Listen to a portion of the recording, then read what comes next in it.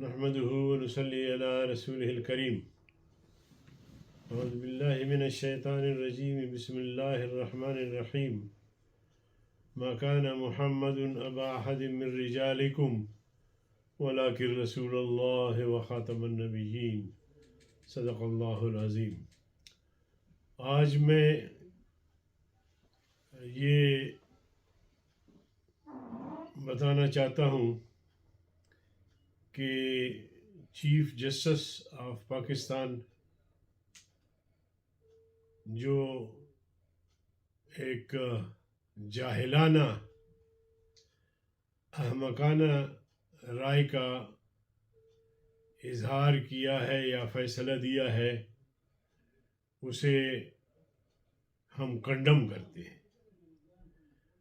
قرآن کریم کی توہین اور پیغمبر صلی اللہ علیہ وسلم کی ذات اقدس کی توہین، اس قسم کے جرائم کو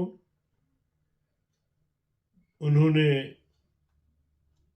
غیر ضروری قرار دے کر ان دفعات کو حذف کرنے کی رائے ظاہر کی ہے۔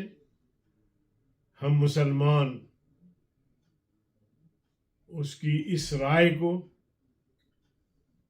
چیف جسٹس صاحب کی اس رائے کو جوتے کی نوک پر رکھتے ہیں اور پیغمبر کریم صلی اللہ علیہ وسلم کی عزت و ناموس کا تحفظ کریں گے۔ قرآن کریم کی جو بھی لوگ توہین کریں گے، قانون موجود ہے، اگر کوئی قانون کو ہاتھ میں لیتا ہے تو اس کا زبان کاٹ دیں گے، اس کا ہاتھ کاٹ دیں گے۔ ایسا نہیں ہے چیف جسٹس صاحب، تم نے تو سلمان تاثیر گورنر سے بھی زیادہ گستاخی کے مرتکب ہوئے ہیں۔ اس کرسی عدالت پہ بیٹھ کے تم نے مسلمانوں کی دل آزاری کی ہے۔ میں تم سے مطالبہ کرتا ہوں کہ فوری طور پر تم اس عہدے سے مستعفی ہو جاؤ، اور انشاءاللہ ہم اس کو پارٹی میں بھی لے جائیں گے، پبلک میں بھی لے جائیں گے، اور انشاءاللہ آپ کا تعاقب کریں گے، اس وقت کریں گے جب تک آپ اپنا یہ فیصلہ واپس نہیں لیں گے۔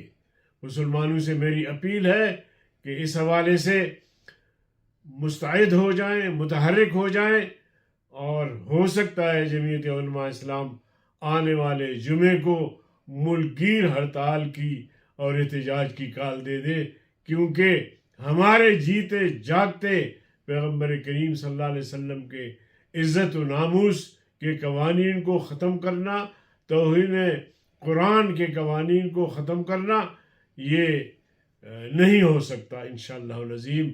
والسلام علیکم ورحمۃ اللہ۔